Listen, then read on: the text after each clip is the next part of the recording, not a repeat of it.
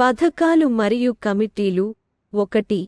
కేంద్ర ఆరోగ్య మరియు కుటుంబ సంక్షేమ శాఖ మంత్రి శ్రీ జగత్ ప్రకాష్ నడ్డా జూన్ 24న నేషనల్ స్టాప్ డయేరియా క్యాంపెయిన్ 2024ను ప్రారంభించారు. ఆయనతో పాటు కేంద్ర ఆరోగ్య మరియు కుటుంబ సంక్షేమ శాఖ సహాయ మంత్రులు శ్రీమతి అనుప్రియా పటేల్ మరియు శ్రీ జాదవ్ పత్రప్రావ్ గణపత్రావు పాల్గొన్నారు.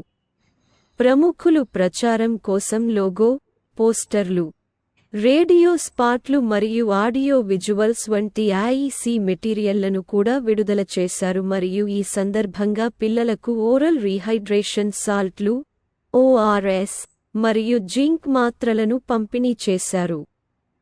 2. సైన్స్ అండ్ టెక్నాలజీ కోసం కేంద్ర సహాయ మంత్రి, స్వతంత్ర చార్జ్, ఎర్త్ సైన్సెస్ రాష్ట్ర మంత్రి, మోస్ పిఎంఓ, అటామిక్ ఎనర్జీ శాఖ, స్పేస్ సిబ్బంది, పబ్లిక్ గ్రీవెన్స్ మరియు పెన్షన్ల శాఖ డాక్టర్ జితేంద్ర సింగ్. జూన్ 24న ఒక వారం ఒక థీమ్ OWOT ప్రచారాన్ని ప్రారంభించింది. ఇది భారతదేశం యొక్క వివిధ శాస్త్ర మరియు సాంకేతిక ప్రవాహాలలో ఇటీవలి విజయ గాథలను ప్రదర్శిస్తుంది. 3.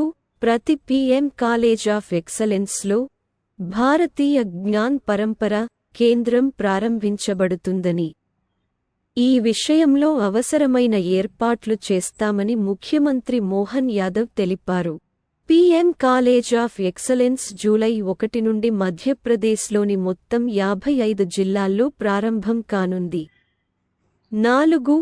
గృహ నిర్మాణం మరియు పట్టణ వ్యవహారాల మంత్రిత్వ శాఖ మోహా జూలై 1 నుండి ఆగస్టు 31, 2024 వరకు అమలులో ఉన్న స్వచ్ఛ భారత్ మిషన్ అర్బన్ 2.0 కింద సఫాయి అప్నావో, బిమారీ భగావో SABB కార్యక్రమాన్ని ప్రారంభించింది. వర్షాకాలంలో అధిక పరిశుభ్రత మరియు ఆరోగ్య సవాళ్లను ఎదుర్కోవడంలో పట్టణ స్థానిక సంస్థలను ULBS ప్రోత్సహించడం ఈ చొరవ లక్ష్యం.